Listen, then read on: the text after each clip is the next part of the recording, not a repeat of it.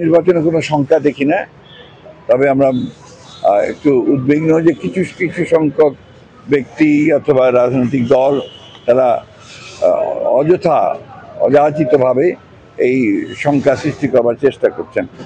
বাংলাদেশের মানুষ সেই সমস্ত আপনার দুরভিসন্ধিতে তারা সমর্থন করবে না। যথাসময়ে নির্বাচন অনুষ্ঠিত হবে এবং সেই নির্বাচন জনগণের কাছে গ্রহণযোগ্য হবে, জনগণের পার্টিসিপেট হবে বলে আমি বিশ্বাস করি। বিএনপি প্রতিষ্ঠিত হওয়ার পর এটা খুব ভালো সংগঠন ছিল, কিন্তু এরশাদ সাহেব আসার পরে এই সংগঠনে ধস নেমে যায়। আমাদের বিএনপি অত্যন্ত ক্ষতিগ্রস্ত হয়।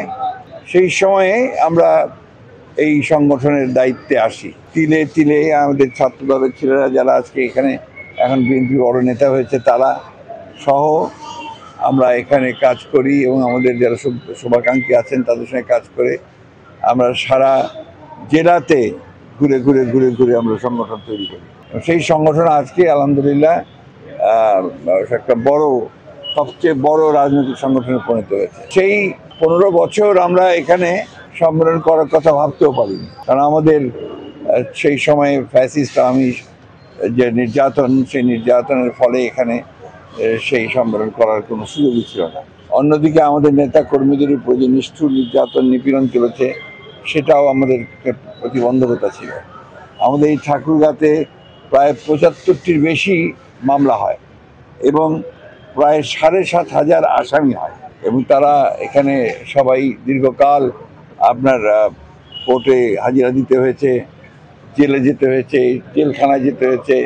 তাদেরকে শীতের দিনে বাড়ি থেকে পালিয়ে সেই ধান ক্ষেতের মধ্যে আশ্রয় নিয়ে থাকতে হয়েছে। এই একটা অরাজনৈতিক অগণতান্ত্রিক চরম নিষ্ঠুর পরিবেশের মধ্য দিয়ে ঠাকুরগাঁ বিএনপি কাজ করেছে। আমি আল্লাহর কাছে হাজার শুকরিয়া আদায় করি যে সেই ঠাকুরগাঁ বিএনপি এখন আবার তারা উজ্জীবিত হয়েছে এবং সব কিছুকে অতিক্রম করে ইয়াং তরুণদেরকে সঙ্গে নিয়ে, পুরনোদেরকে সঙ্গে নিয়ে ঠাকুরগাঁ বিএনপি এখন আগামীকাল ইনশাআল্লাহ একটা অত্যন্ত সফল সম্মেলনের জন্য প্রস্তুতি নিয়েছে। আমি বিশ্বাস করি যে এই প্রস্তুতি ভালো হচ্ছে এবং আমি এটাও বিশ্বাস করি যে আগামীকালের সম্মেলনের অত্যন্ত সফল হবে। সবচেয়ে বড় জিনিস হচ্ছে যে আমাদের সংগঠনের যিনি এখন প্রাণকেন্দ্র, আমাদের দলের ভারপ্রাপ্ত চেয়ারম্যান জনাব তারেক রহমান সাহেব, তিনি এই সম্মেলনে প্রধান অতিথির বক্তব্য রাখবেন, যেটা আমাদের গোটা জেলার বিএনপির নেতাকর্মীদের জন্য একটা অত্যন্ত আনন্দের বিষয়, অত্যন্ত উদ্দীপনার বিষয় এবং একটা সম্ভাবনার বিষয়।